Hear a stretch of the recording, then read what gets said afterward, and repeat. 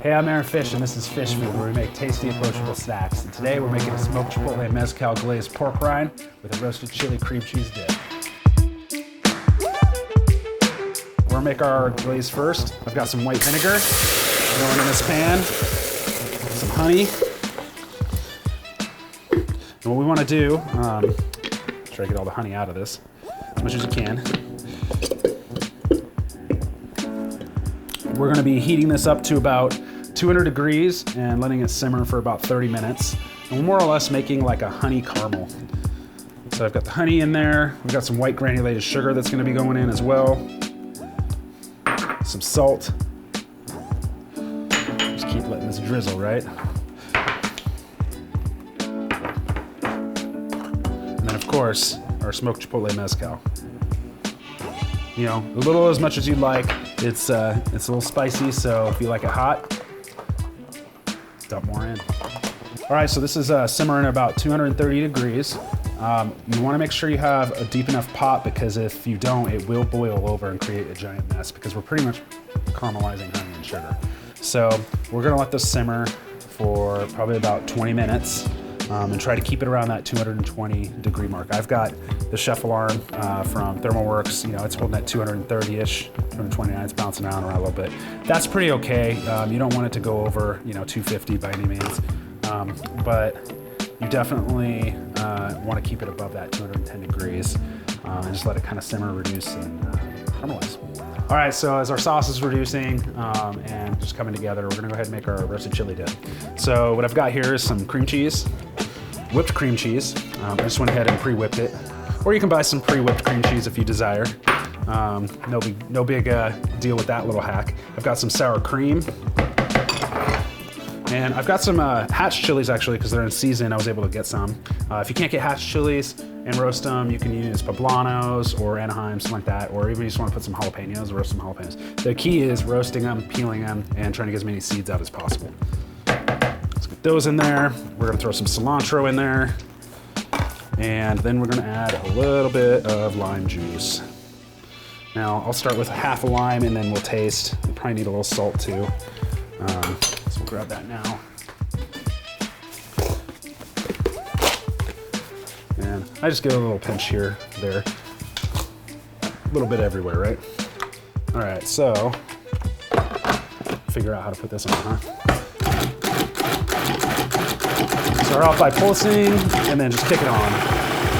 That's important when you do this kind of stuff. You want to make sure to scrape the sides down.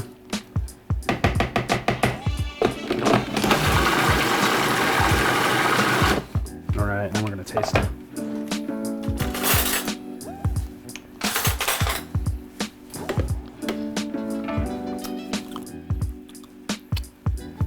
Perfect. It's sweet, hot, salty. It's got the acidic. This is gonna be great with these pork rinds. All right, so our sauce has been going for probably about half an hour. It's almost up to 260, that's good. I'm gonna turn the heat up a little bit. I wanna take it up to about 300 degrees at this point. So before we were combining everything, letting it like simmer, you know, incorporate the flavors, dissolve the sugar, start the caramelization process. We're gonna bring it up to 300 degrees, and then we're gonna start dropping in some butter. So we'll get there in just a minute. Just hang out, man. All right, so our sauce mixture is heating up to 260 degrees. I'm gonna go ahead and turn it off and start folding in some butter. So, I know we talked about a bunch of different temperatures.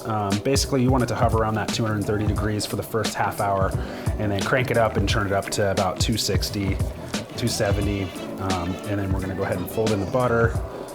You could also pre-make this sauce without the butter, only take it to about 230, and then just use it to go ahead and heat it up in a saute pan right before you want to use it. So that's actually a really cool way to do it too. That's how we typically do something like this in the restaurant as well, is we do the first part process of infusing everything, bringing it to easy temperature to use, and then just finishing it to order. So we'll let the butter melt, stir it in.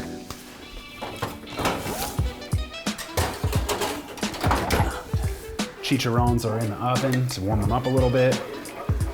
We'll continue to melt this. All right, chicharrones are nice and warm. Pull them out of the oven, right into a bowl.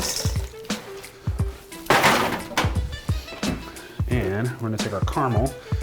We probably don't need all of it, but let's see. Give it a stir.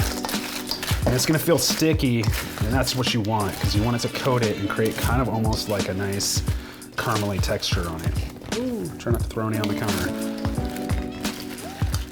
Yeah. All right, so we've got our chicharrons all nice and caramelized. You can see they're nice and sticky. It's almost like making like a caramel corn. You can do this with potato chips. You can do it with popcorn if you want. This will actually be really good with popcorn too. And we're just gonna go ahead and build this on here. This is a great appetizer to surprise your friends and family.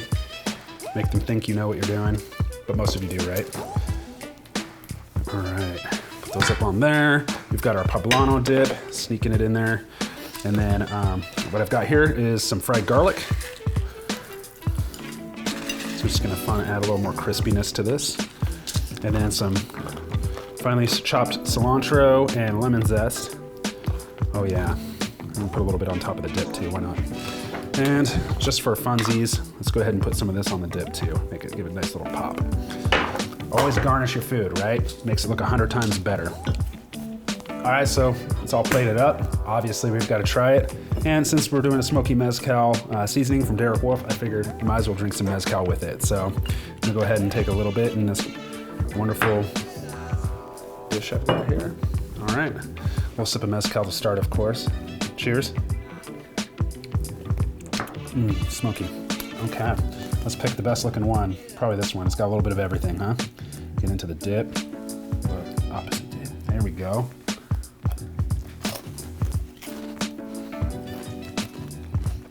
That is money. You've got the sweet, hot, smoky. Man, drinking some mezcal with it really amps it up. And this glaze with the pork rinds. And then you even got more hot, cool, creamy with the dip. I mean, this is delicious fish food. I always say it's delicious fish food, but this is truly, I think, one of the best dishes I've made. Look at this little boat. We're gonna make a little dip boat.